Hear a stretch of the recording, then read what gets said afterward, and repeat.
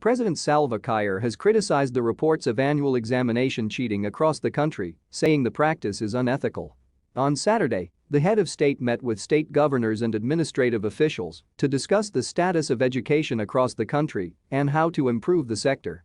The meeting was attended by Vice President for Services Cluster, Hussein Abdulbagia Cole, education ministers and undersecretaries. It outlined challenges facing the sector and looked at the opportunities for its transformation. Speaking during the meeting, the head of state blamed the vice on weak education system in the country. For the education, we want our children to learn the right education.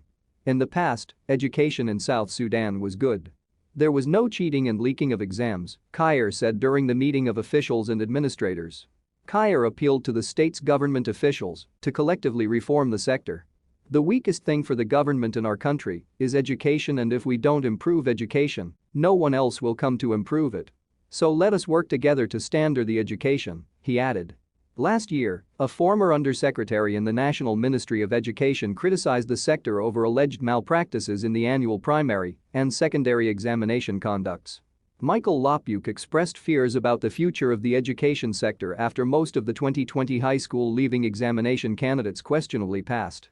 He explained that such malpractices in the administration of the national examinations would have a negative impact on the country's education sector in the near future should the concerned authorities fail to look into the matter as soon as possible. In its reaction, the National Examination Council denied any leakages and malpractices in the 2020 secondary school education examinations.